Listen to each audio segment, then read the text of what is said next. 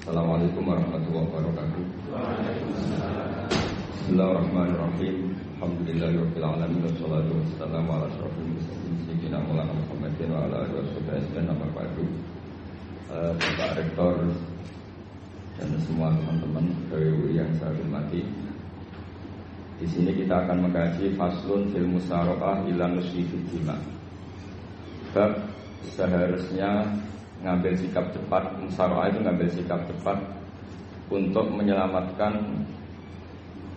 mengalirnya darahnya orang Islam.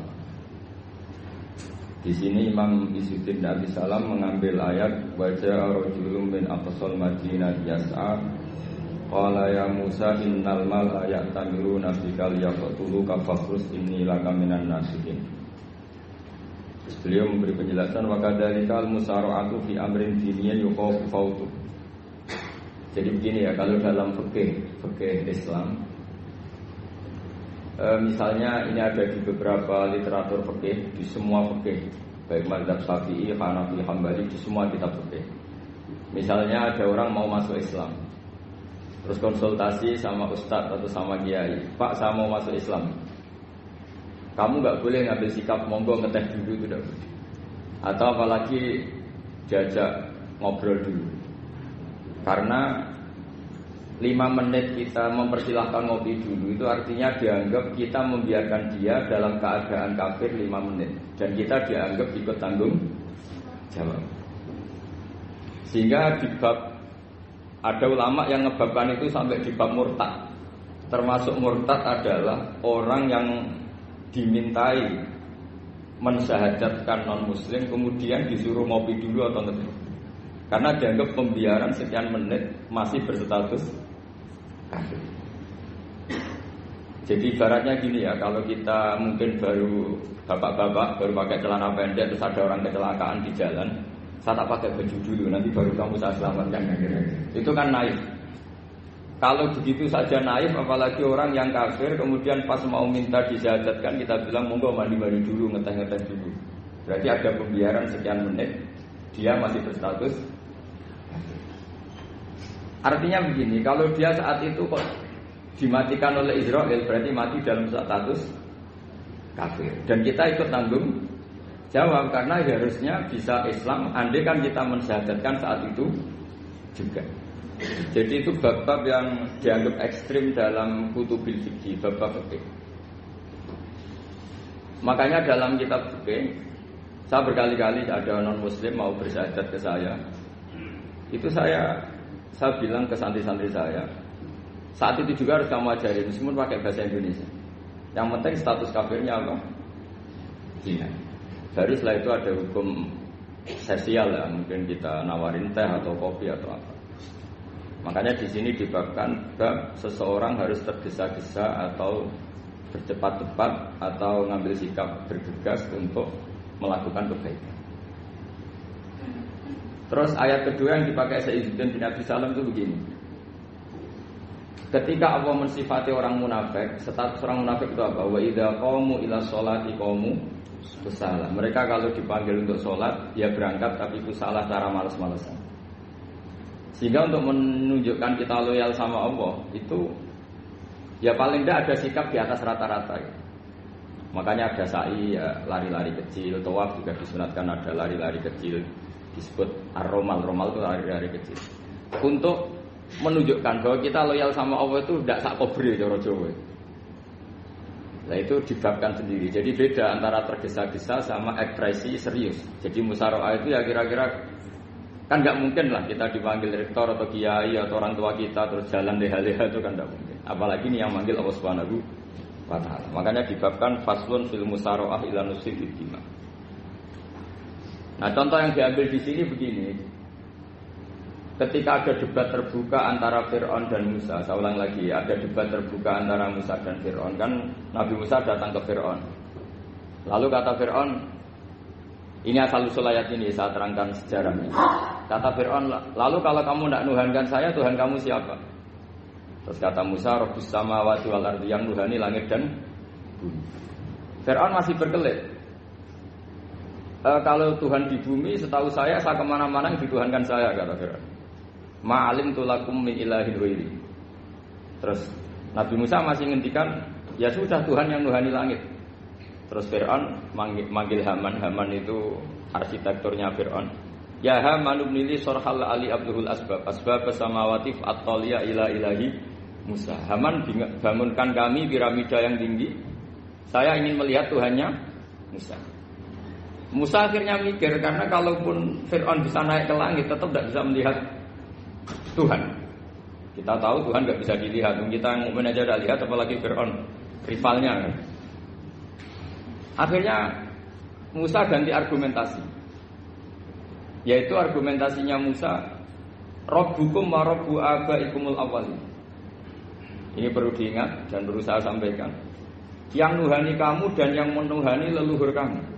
Itu sangat memukul Fir'aun. Karena logikanya kalau Fir'aun itu Tuhan, berarti babahnya dulu tanpa Tuhan. Ini ada Tuhan terlambat. Jadi kalau Fir'aun Tuhan, berarti mbahnya tanpa Tuhan. Karena zaman era mbahnya belum ada Tuhan.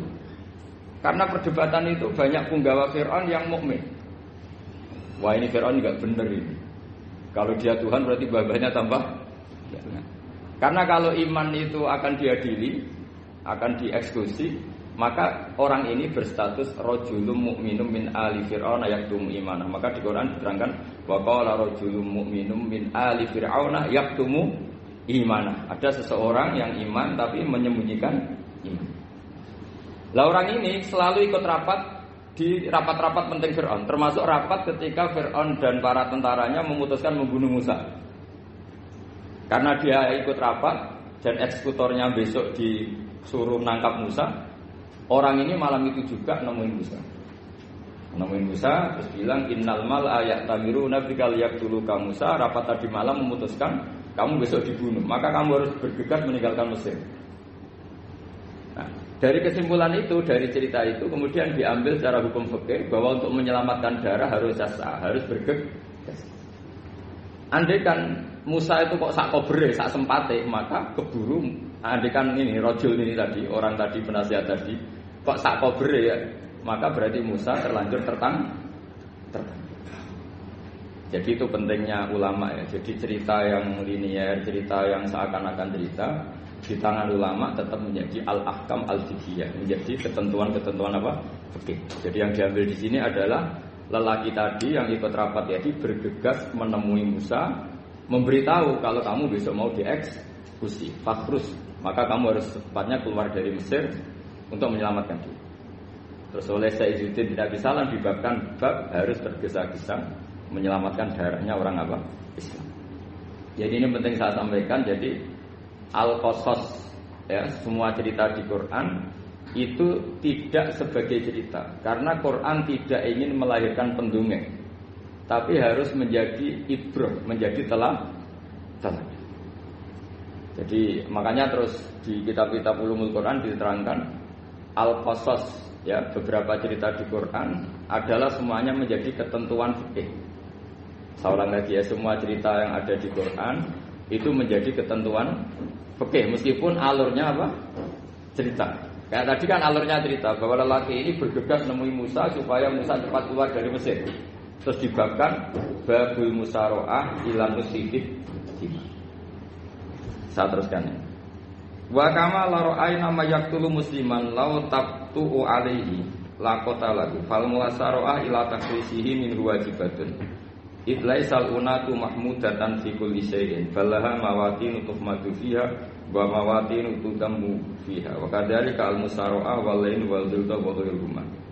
Nas'alullaha ay waffiqana lil amal fi taati fi mawaqi'iha wa madhaniha. Terus cara berpikir ulama, saya pernah baca dalam satu sejarah ulama besar namanya Sufyan Ats-Tsauri. Sufyan Ats-Tsauri itu menjadi wali itu gara-gara kalau sholat di masjid itu beliau datang sebelum adzan. Saya ulang lagi, beliau datang sebelum adzan. Ditanya, kenapa kalau kamu datang sebelum adzan? Saya ini gak ingin jadi hamba yang buruk.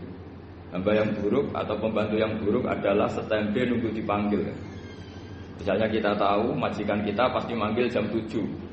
Kemudian jam 7 itu Anda masih ngopi, masih tata-tata, itu kan tidak menghormati majikan. Harusnya kamu setempe di jam yang saat itu pasti majikan Anda Memanggil, kata beliau, saya tidak ingin seperti pembantu yang buruk, datang nunggu apa? Dipanggil. Jadi itu ada beberapa spirit ya, atau inspirasi dari aturan-aturan mahabbah. Sebab itu ketika Allah kritik orang munafik, wa idza qamu ila sholati qamu kusala, ketika dipanggil sholat mereka datang bermalas-malasan. Karena ada cintanya sama Allah, maka datang berlambat-lambat. Nah, berarti kalau ekspresi cinta mengharuskan kita datang bercepat.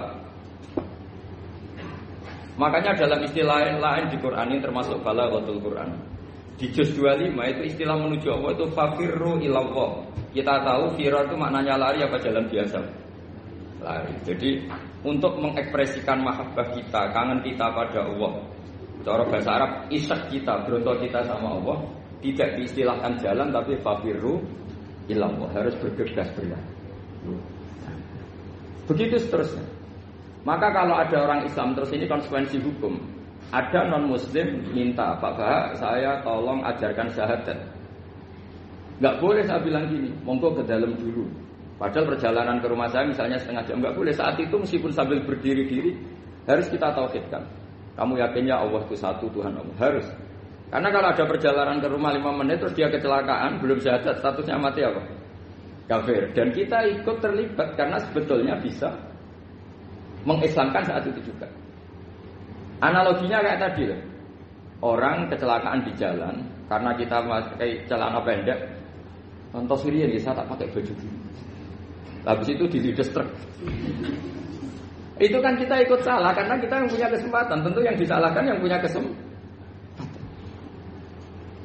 Karena merubah status dari potensi kelindes truk menjadi sama sekali gak potensi kelindes truk dengan kita inggirkan meskipun kita dalam keadaan tidak ideal.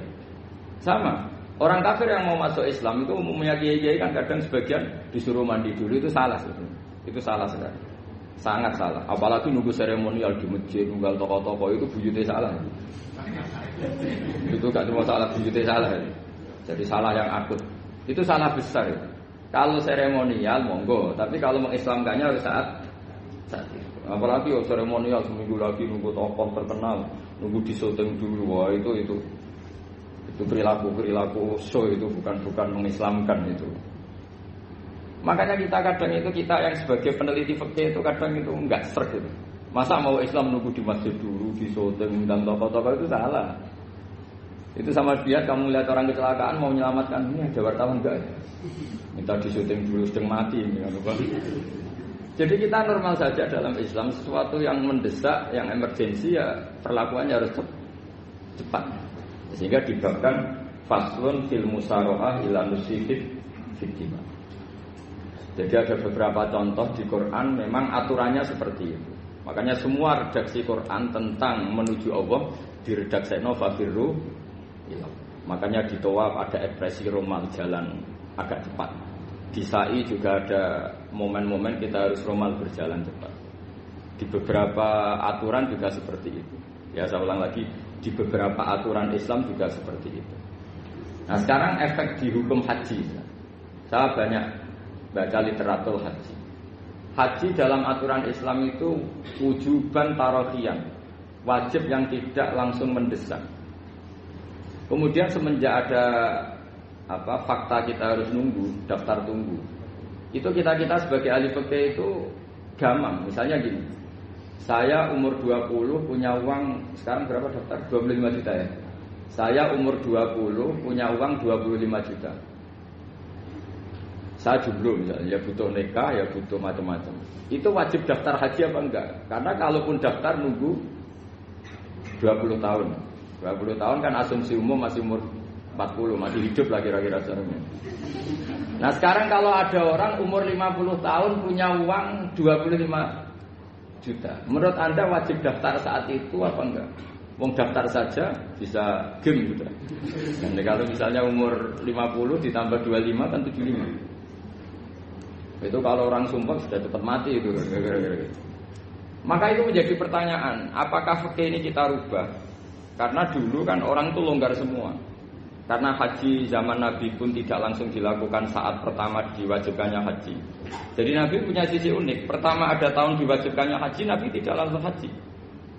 Sebab itu ulama berkesimpulan kalau wajibnya haji tidak langsung. Maka fikih itu memang unik. Sholat juga gitu. Ada istilah begini dalam sholat.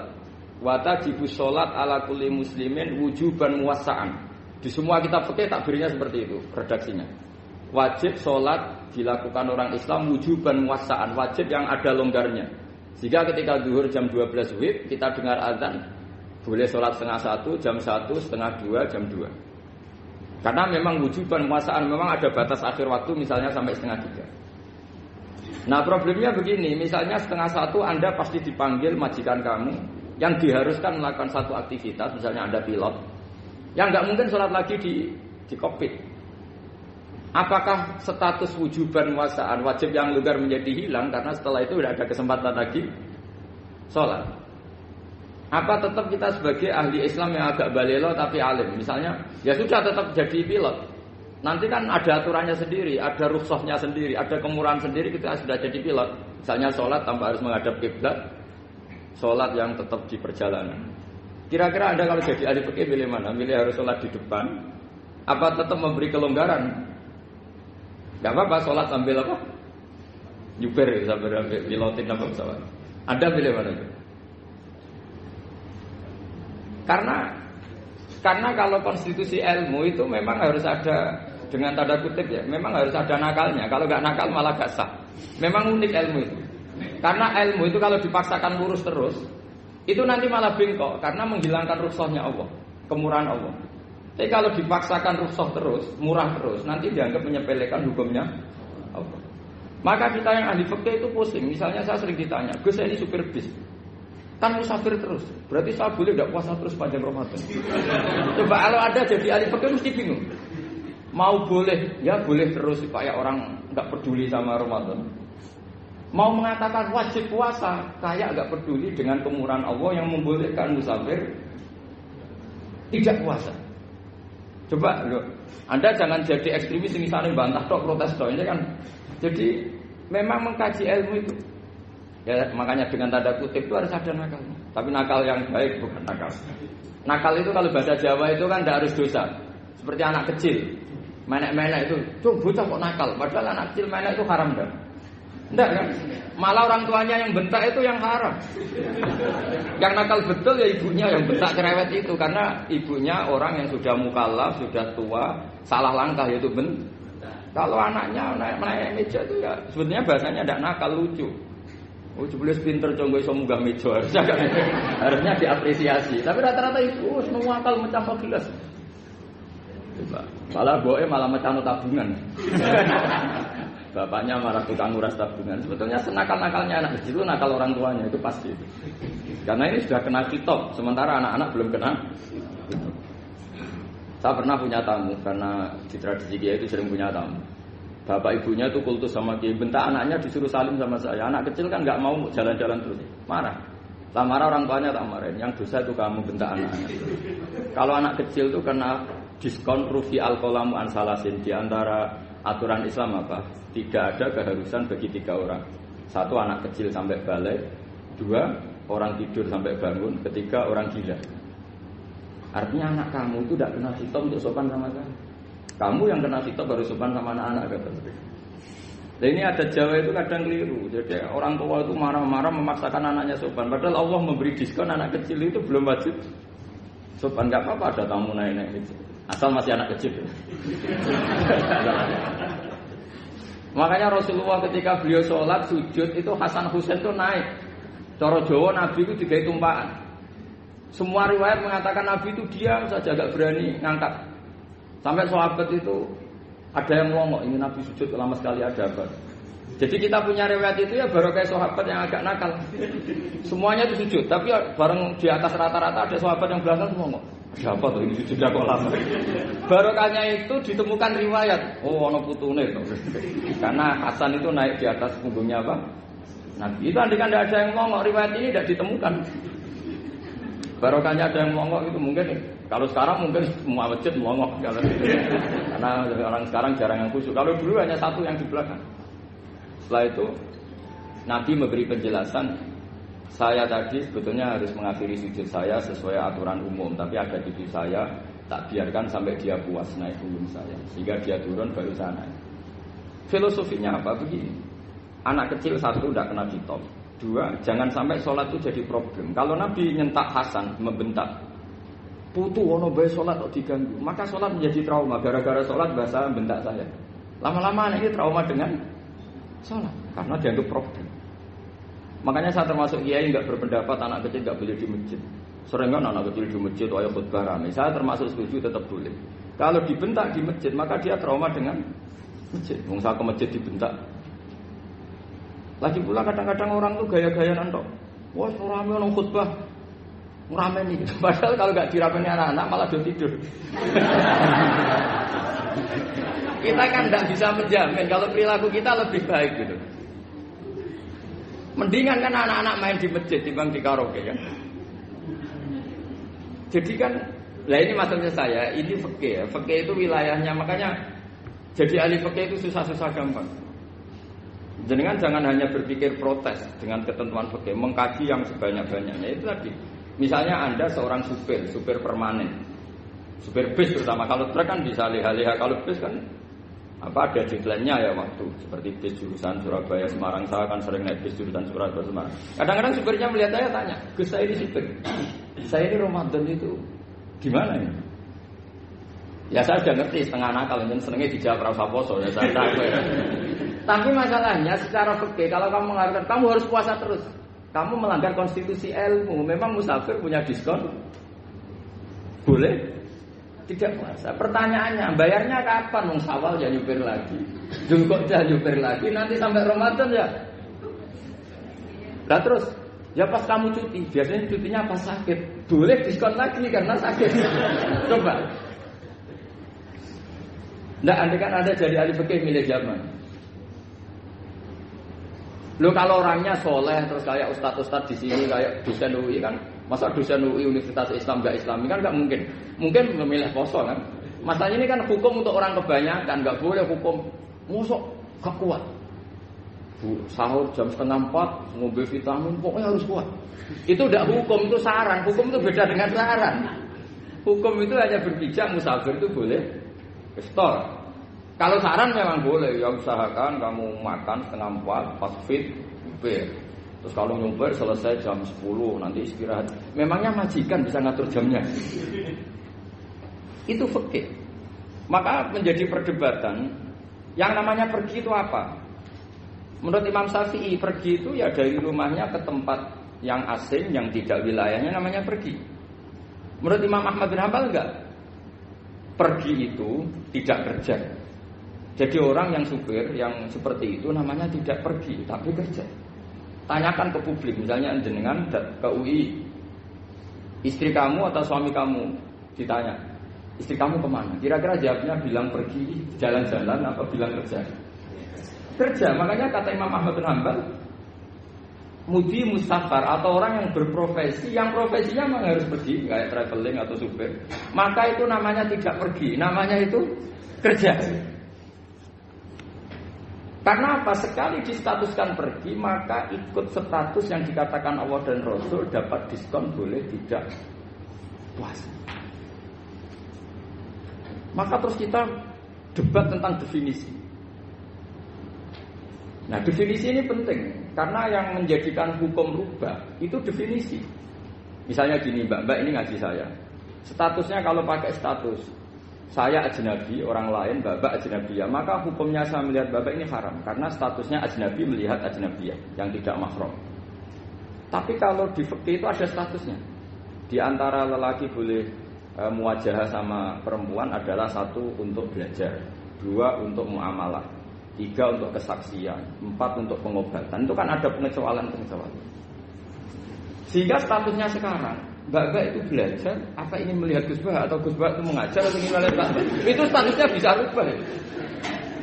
Makanya kalau sebetulnya kalau kita marung di warung misalnya Padang, kita nggak pilah-pilah, kebetulan pelayannya perempuan itu masih bisa ditilah secara fikih. Saya muamalah marung, cuma kebetulan penjaganya. Tapi masalahnya Pak ini punya daftar penjaga yang cantik, itu yang masalah. Maka pertanyaannya itu marung ke situ demi marung, apa demi melihat? Tidak jawab saja. Demi marung apa demi melihat?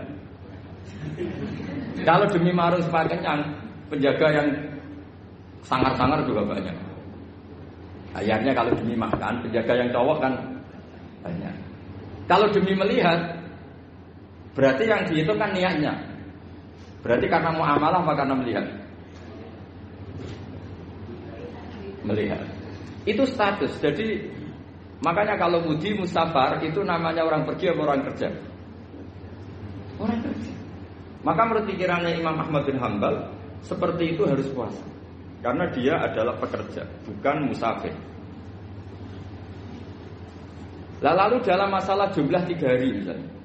Kalau dalam fikih kita, nggak saya kenapa ngomong fikih terus ya, karena banyak yang melupakan fikih. Jenengan pergi haji. Zaman Nabi haji itu jamak dan qashar terus. Padahal hajinya Nabi itu, haji itu minimal kan berapa hari minimal itu? 9, 10, 11, 12. Sebenarnya haji itu minimal hanya 4 hari. Karena 13 Dzulhijjah bisa nafar apa? Awal. Kalau nafar awal berarti nggak ada kewajiban nafar sani. Berarti yang wajib betul kan 9, tanggal 9 wukuf di Arafah, terus 10 biasanya ifadah sama balang jumroh apa? Akobah, terus 11, 12. 12 itu kan sudah boleh cabut. Karena apa? Nafar apa? Awal. Berarti nggak usah nafar apa? Sani. Berarti hanya berapa? 4. Tapi Nabi haji di Mekah Madinah itu sampai 40 hari karena perjalanan. Pertanyaannya, ketika Nabi menjamak dan mengqashar itu cara Imam Syafi'i lis safar.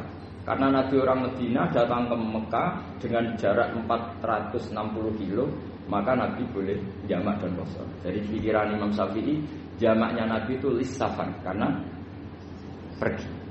Cara pikiran Imam Malik enggak, jawabnya Nabi itu lin nusuk. Nabi menjamak sholat itu karena melakukan ibadah haji. Efeknya adalah orang Mekah kalau haji itu cara Imam Malik meskipun jaraknya dekat boleh apa? Boleh apa? Qashar, boleh jamak qashar. Lalu terus ada pertanyaan fikih lagi. Lalu jamak qashar itu karena pergi apa karena masyaqqah? Karena repot. Coba kalau sampean kira-kira jawab. Misalnya kita orang kaya bawa uang 1 miliar naiknya Alphard, ada supirnya, ada ajudannya. Pergi di jarak 100 kilo. Masyaqqahnya kan tidak ada sama sekali, apalagi di tol kebetulan tidak macet. Kira-kira boleh jamak enggak? Boleh, terus karena pergi, tapi kan enggak ada repotnya sama sekali. Dibanding misalnya yang ngebis bawa beras 1 kintal gitu kan, udah gitu suruhan orang lagi kan pusing. Maka fikih ini untuk memberi hukum itu kalau fikih itu menstatuskan dulu. Ini orang boleh jamak itu karena masyaqqah apa karena safar. Lalu kalau setelah karena safar itu karena jaraknya apa tingkat masyaqqahnya. Kalau karena jaraknya ya tidak juga. Tidak juga gini maksudnya. Mungkin Anda tidak pernah terpikir begini. Kalau saya mau ke Jakarta, kemudian sampai Purworejo itu sudah waktu zuhur. Saya boleh nggak zuhur di situ sama saya? Boleh kan? Padahal perjalanan saya belum capek. Artinya nunggu boleh jamak itu setelah kita menempuh jarak itu apa menuju, sedang menuju dan niat. Sedang menuju dan niat. Misalnya saya mau ke Jakarta, saya orang Sleman mau ke Jakarta, itu sampai mana itu Magelang itu sudah boleh jamak kan? Boleh nggak? Boleh karena saya mau ke. Nah pertanyaan cara pergi mungkin ada tidak terlintas. Ternyata ditelepon sama istrinya nggak jadi pergi. Padahal sholatnya kadung di jamak zuhur dan asar. Apakah setelah di rumah sholat lagi? Sama nggak pernah mikir gitu. Karena tidak nekuni fikih. Jadi orang fikih itu sudah pusing, makanya jangan diprotes terus. Kita ini sudah pusing. Tapi orang itu enak aja protes terus. Tidak menurut jenengan nanti wajib sholat lagi enggak? Dia bolehnya jamak kan berdasar berstatus musafir. Ternyata setelah Magelang ditelepon istrinya enggak jadi. Dia kadung sholat zuhur dan asar. Setelah pulang masih jam 1. Terus ada asar, wah sholat. Kalau ada sholat lagi apa enggak? Jangan saran. Kalau saran, wah sebaiknya sholat lagi. Itu tidak hukum, itu saran itu namanya. Saran dengan hukum beda. Sholat lagi pada. Loh, ketika ada jaga itu berdasar malas atau berdasar hukum? Apa?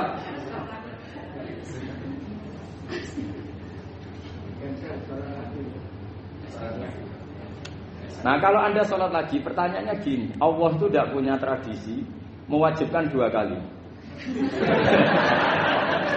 Pertanyaan fikihnya mesti gitu.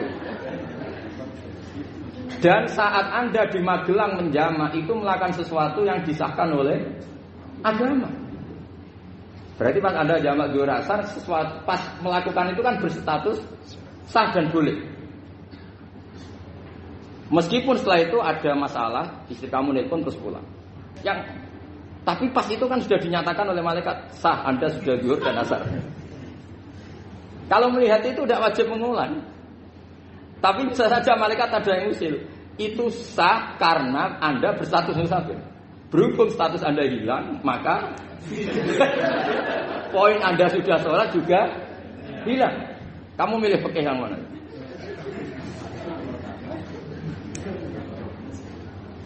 Jadi peneliti fikih itu beda dengan orang-orang yang mendengarin protes. Beda karena nengkuni. Nengkuni itu beda karena ada konsekuensinya. Makanya fikih itu sampai saya punya kitab fikih itu dikarang 1 orang itu jumlahnya 20 jilid. Per jilid itu segini. Jadi 1 meja ini dikarang 1 orang. Itu mulai yang presisi, yang detail sampai yang khayal. Yang khayal juga ada. Yang khayal itu tadi beliau banyak menghayalkan diri. Suatu saat Anda datang ke Mekah itu hanya butuh waktu 20 menit. Zaman itu belum ada pesawat. Lalu boleh gak jamak? Boleh gak nakal? Nakal itu begini. Sama orang kaya punya jet pribadi. Misalnya Anda Ronaldo masuk Islam, orang kaya. Itu bisa gak puasa? Karena begini. Misalnya dia orang, contohnya orang Arab ya. Orang Arab, jangan orang. Gak, contohnya itu dibalik saja. Di sini itu kalau imsak jam berapa? Imsak Ramadan jam berapa? Digawe 3:30 aja biar aman ya.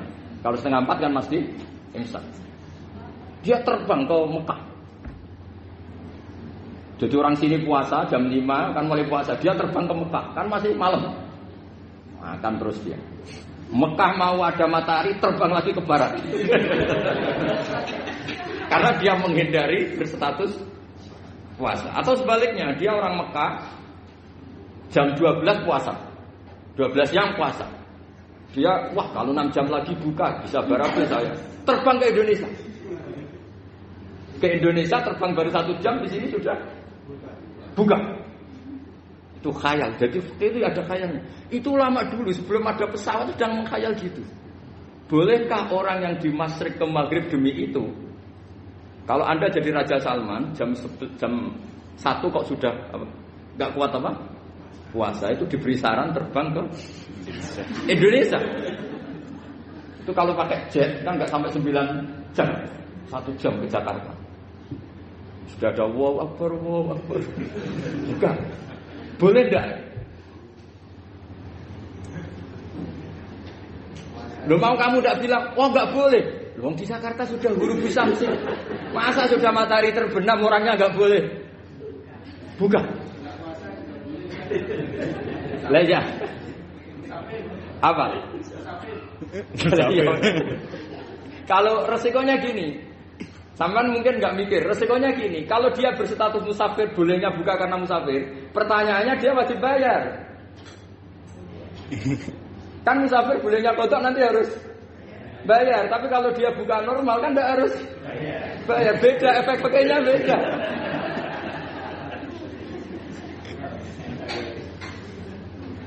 Sama jangan protes, Gus Baik gimana mau ngaji mana tidak senang. Ini kan ngajinya para dosen, para pegawai. Jadi harusnya itu jadi mufti, ngaji untuk jadi mufti. Bukan ngaji untuk mendengarkan. Jadi makanya saya mohon jangan sering protes sama ulama. Ulama sudah pusing. Karena efek-efek hukum itu tidak gampang. Kayak tadi misalnya, kalau dia boleh buka atas nama musafir, resikonya wajib bayar. Masalahnya Raja Salman ini mau enggak? Dia inginnya. Maka pertanyaannya itu kitab yang milik saya tadi yang 20 jilid tadi. Ulama itu mulai dulu sudah membayangkan bagaimana kalau suatu saat ada satu kendaraan. Kenapa ulama bisa membayangkan itu? Karena ada buruk. Meskipun mereka enggak numpak buruk hanya Rasulullah, tapi kan bisa membayangkan ada toyul waktu. Waktu itu bisa dilipat.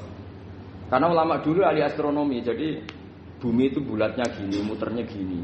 Berarti suatu saat ada satu ilmu di mana orang ngambil satu posisi terus melewati toyul waktu, ngalami lintasan waktu. Mulai dulu itu sudah dibicarakan. Pertanyaannya lalu status orang ini kayak apa? Misalnya tadi orang Mekah ingin cepat buka terbang ke Indonesia. Orang Indonesia menghindari imsak, misalnya 3:30, dia belum sahur. Wah, kalau saya di Indonesia ini sifatnya sahur. Wah, saya tak terbang ke Mekah. Enak kan terbang di Mekah ternyata masih jam 8. Wah, bisa makan sepuasnya jam 8 malam tentunya jam 20. Kan enak dia. Bar wareg balik ning Indonesia wis jam 1 siang. Jam 1 siang kalau ini cepat buka terbang ke timur. Langsung buka. Berarti dia kira-kira masa aja 3 jam. Tapi terus ya mungkin kalau sampean, lha opo Gus sudah repot-repot ngono tinggal turu ndelok sinetron untuk buka dhewe. Itu tidak hukum, saran itu namanya apa?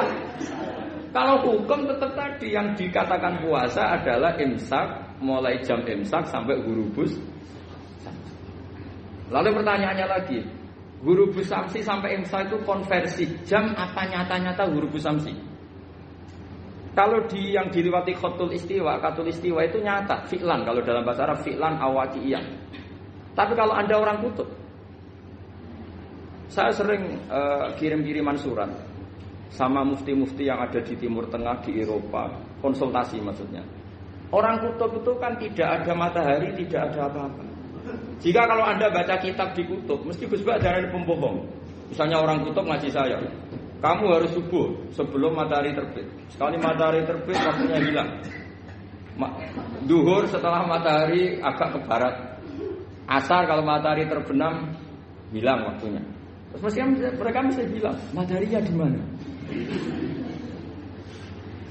Maka pertanyaannya, boleh gak mengkonversi waktu untuk orang kutub? Jadi misalnya pola umum subuh jam 4:30. Berarti antara subuh dan qadha itu 1 jam setengah. Subuh sama zuhur polanya berapa berarti? Kalau 4:30 sampai jam 12 itu 6 sama 7:30. Berarti ya kira-kira habis subuh nunggu 7 jam setengah baru zuhur. Nunggu 3 jam baru asar. Nunggu 3 jam baru maghrib. Berarti waktu puasa kira-kira antara jam 4 sampai jam 6. Berarti berapa jam itu? 12 sama 2 14 jam. Oke, berarti orang kutub harus puasa 14 jam. Tidak bergantung waktu mata. Tapi ada lagi pertanyaan lucunya gini, lalu 14 jam Gus itu dimulai dari mana? Apa asal 14 jam? Apa harus ada konsensus setarnya? Masih ada PR lagi. Menurut kamu gimana? Ada konsensus setarnya dimulai jam 4 dini hari. Apa asal jumlahnya? Imsak 14 jam. Mikir lagi kan? Itu di Denmark itu ada satu musim di mana siang terus sampai sekian bulan. Siang terus sampai orang sana itu capek. Kenapa ada siang terus? Logikanya kan tadi bumi itu bulat-bulat. Saya juga belajar falak astronomi. Kalau tepaan kamu di sisi yang barat agak utara atau agak selatan, matahari ini nyentron terus. Sehingga bumi molak-malik ya kamu kesentron terus karena kita ini kan tepaan di katulis istiwa, di khotul istiwa. Sebenarnya khotul istiwa itu bahasa Arab dari kata khotul istiwa. Khotun itu garis, istiwa itu tengah. Lah, Islam itu oleh Allah memang dipilih di tempat paling top yaitu Mekah. Mekah Ka'bah itu surratul ardi. Jadi sebelum ditemukan ilmu astronomi itu Nabi sudah ngendikan Al-Ka'bah surratul ardi. Ka'bah itu pusarnya bumi. Sehingga di Ka'bah itu satu-satunya area yang terbebas dari medan magnetis. Karena dari utara dan selatan benar-benar di tengah. Maka potensi jam paling akurat di dunia itu ya hanya jam yang di Mekah itu. Karena apapun akuratnya teknologi di Amerika atau Jerman, karena jam itu dari logam tetap ketarik medan magnetis, entah berapa 00, tetap kena. Misalnya jam di Jerman, lebih dekat mana kalau Jerman? Mesti ketarik medan magnetis, entah berapa kadarnya. Karena materi jam dari logam. Sementara di Mekah karena di tengah itu terbebas dari medan magnetis. Nah sehingga yang segaris dengan Mekah kayak Indonesia itu semuanya khotul istiwa. Nah kalau khotul istiwa normal itu artinya ya 12 siang secara umum ya 12. Sehingga ulama Indonesia kalau ngaji itu lebih gampang, lebih tidak dianggap bohong. Karena ya ada terbitnya matahari, ada zawalus samsi, ada hurubus samsi. Coba kalau kitab itu Anda baca di kutub utara sama kutub selatan, murid kamu bingung semua. Ini gimana Ustaz, tidak ada matahari kok semuanya diukur pakai matahari. Lalu pertanyaannya dikonversi kan?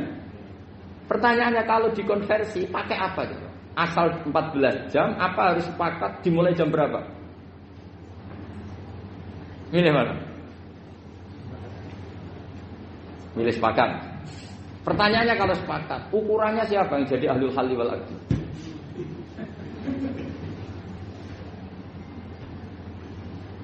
Jadi orang fikih itu sudah bingung, makanya saya mohon jangan sering diprotes. Saya pernah ketemu ulama, saya kan sering ikut komunitas di New York. Itu andekan dibur, itu pas persis Ka'bah. Jadi buminya itu kalau dibur itu pas persis Ka'bah. Lalu pertanyaannya, ada kiblat enggak di sana? Ya bumi kan gini ya. Kalau dalam bahasa falak itu ada rubuk namanya. Rubuk itu bumi yang sewaktu itu hanya yang seperempat. Ya bumi yang sewaktu itu hanya seperempat. Jadi kita sekarang siang, berarti yang baru siang hanya seperempat bumi. Nanti yang malam ya hanya seperempat bumi. Ya iya, misalnya sekarang kita di sini siang, di Arab Saudi kan belum, ini masih 5:30. Ini sekarang di Arab Saudi baru 5:30. Lah itu ada daerah di mana dengan Ka'bah itu pas atas sama bawah. Harusnya kan bebas arah. Apa? Bebas arah. Lalu orang sana sholatnya itu menghadap kemana? Pernah ulama New York itu minta fatwa ke Rabitatul Alam Al-Islami. Lalu kita harus menghadap kemana? Makanya dalam dunia anekdot ulama itu ada anekdot Abu Nawas itu orang yang nggak pernah kalah debat. Dia tuh terkenal nggak pernah kalah debat. Tapi dia ada ilmuwan. Dia punya tetangga ilmuwan, punya pengaruh besar. Semua orang ngaji ke ilmuwan itu. Mantelnya bukan main, karena dia ahli falak, ahli astronomi. Mau nandingi dia ada bisa, gak nandingi itu reputasinya jatuh. Orang itu berteori kalau bumi itu bulat-bulat. Kalau kamu jalan ke sini, maka akan ke titik yang suatu saat si profesor ini kemalingan, terus minta tolong Abu Nawas ke rumah sakit kemalingan. Terus lari kemana malingnya? Ke timur. Setelah ke timur, larinya ke timur. Abu Nawas lari ke barat. Terus ditanya, susah tak bilangin, malingnya lari ke timur kok kamu lari ke barat. Nanti ketemu di titik yang sama. Sebenarnya itu profesornya makal. Oh kamu nyindir. Artinya Abu Nawas gak terima. Teori Anda itu gak bisa. Secara keilmuan benar, tapi secara faktual gak boleh. Berarti kalau ada orang ngejar istrinya lari ke timur, dia harus tetap ke barat. Nanti ketemu di titik yang sama. Jadi malingnya tuh lari ke timur, Abu Nawas ngejar ke barat. Ketika ditanya profesornya, sudah bilangin malingnya tuh lari ke timur, kenapa ada ke barat? Kata Anda nanti ketemu di titik yang sama, karena bumi bulat-bulat. Nah pertanyaannya gini, lalu kalau yang segaris itu ada arah enggak? Kayak New York tadi. Menurut kamu tetap berkiblat apa enggak usah? Loh kalau yang rubuk jelas. Loh gitu, kalau rubuk begini loh, misalnya begini, terus kamu di sini sama sini kan masih ada arah. Tapi kalau sini sama sini masih butuh kiblat enggak? Lalu sama enggak usah protes, orang fikih sudah pusing, enggak usah diprotes. Karena yang dipikir itu macam-macam. Lah ya makanya ini mengkaji ya, saya mohon. Ya kayak tadi ini mengkaji, saya mohon saya cukupkan sekian. Sementing apa ya, kita ada respeknya lah sama ulama. Jadi ulama itu susah, mikirnya susah, harus tanggung jawab di depan Allah, di dunia diprotes terus. Ya saya kira demikian. Assalamualaikum warahmatullahi wabarakatuh. Ya satu aja. Ini waktunya. Atau dua, enggak apa-apa, dua aja. Terima kasih Ustaz Baudin. Ke sesi selanjutnya yaitu tentang tanya jawab. Kami kasih waktu dua penanya. Dua penanya dan dua pertanyaan. Kadang satu langsung tiga.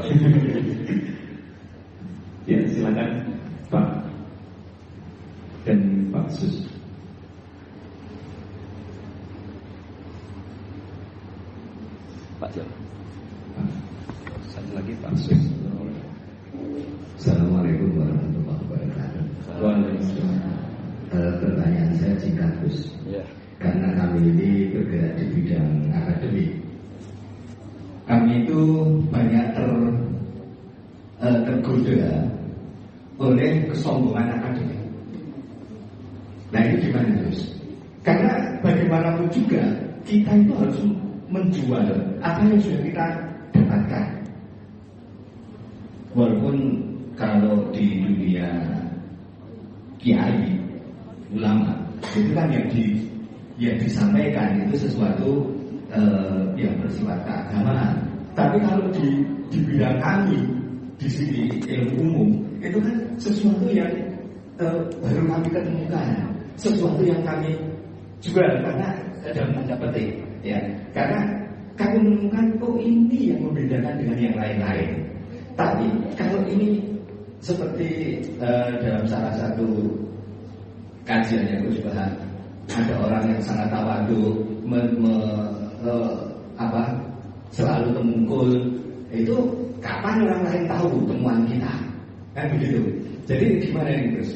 Enaknya kita itu kalau kita sampaikan, kalau kita sampaikan bisa-bisa kita itu jadi riak, terbawa riak. Tapi kalau tidak, bagaimana orang lain tahu? Dan nanti salah-salah nanti bisa jadi sombong.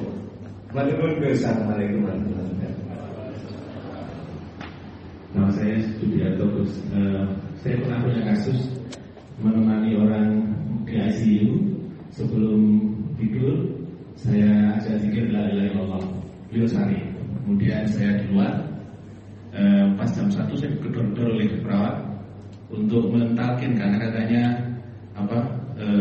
sudah sakratul maut. Karena saya baru bangun tidur, saya kaget kemudian saya minta izin ke toilet mau wudu karena saya merasa bising di beliau tidak wudu. Wudu ternyata saya harus ke buang air kecil dulu sekitar 5 menit. 5 menit ke buang kecil terus wudu terus datang dia meninggal. Artinya karena tadi tidak segera karena itu gimana nih? Terima kasih. Ini kacau semua. Ya. Terima kasih. Terima kasih atas pertanyaannya. Yang pertama tadi tentang kesombongan akademik. Jadi seperti apa? Yang kedua tentang kasus di rumah sakit, ya seperti yang gara-gara ke kamar mandi tadi. Iya, silakan. Begini ya, jadi ini langsung saya jawab pakai referensi, pakai tag. Ini mungkin yang bawa kitab ikutnya halaman 293 ya. Itu yang mungkin nanti bisa dikopi sama yang nggak punya tag. Yang nggak punya tag mengkopi sama yang punya. Di sini diantaranya itu ada bab faslun fi dzikri rajul manaqiba nafsi. Bab seseorang boleh menyebut kelebihannya sendiri. Asal niatnya tidak riya.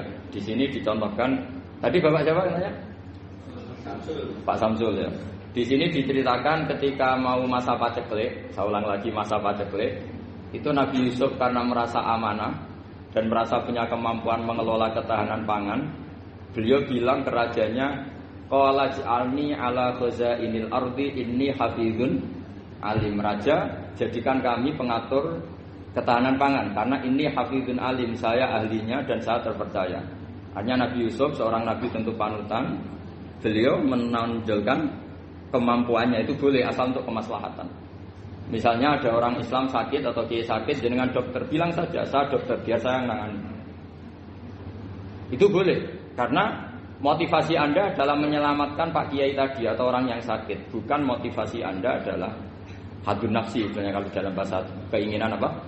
Pribadi. Jadi itu boleh. Jadi ini di beberapa contohkan. Ya ayuhan nasu ulimna mantiqat thairi wa utina min kulli syai'. Nabi Sulaiman itu bilang gini, wahai para manusia, saya ini bisa bahasa burung apa saja dan saya bisa melakukan apa saja. Wa utina min kulli syai'. Nabi Sulaiman ngendikan begitu karena ingin menunjukkan betapa sayangnya Allah ke saya. Sampai saking sayangnya Allah, saya bisa menguasai bahasa burung, bahasa binatang. Jadi motivasi seorang nabi itu ingin menunjukkan betapa kudrohnya Allah tidak terbatas. Lah buktinya apa ya? Buktinya Sulaiman, sama tak cerita Nabi Sulaiman itu kalau ke masjid itu mesti jagungan sama orang miskin. Terus beliau bilang gini, miskinun yujalisu miskina, ayo podo kerene jagungan. Karena beliau dengan kenabiannya meskipun kaya raya itu tidak merasa punya sama sekali karena semuanya milik Allah Subhanahu wa taala. Dan beliau buktikan beliau kaya raya itu untuk bangun Baitul Maqdis yang semegah itu semuanya pakai asetnya Nabi Sulaiman. Ketika bisa memperkerjakan jin dan setan juga untuk bangun Baitul Maqdis, bukan untuk bangun dirinya, rumah dirinya. Ya ini dicontohkan satu Nabi Sulaiman, dua Nabi Yusuf. Terus ketiga contoh yang diambil, setiap nabi ketika pidato kepada umatnya mesti ditutup dengan wa analakum nasihun amin.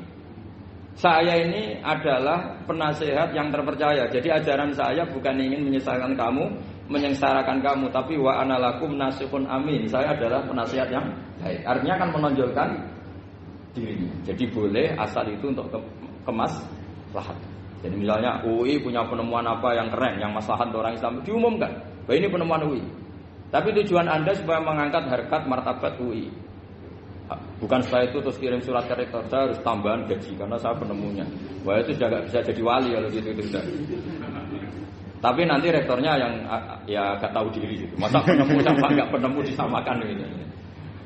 Misalnya seperti itu. Jadi di sini ada sekian contoh, mungkin bisa diakses di halaman 293 di bab faslun fi dzikri rajuli manaqiba nafsi.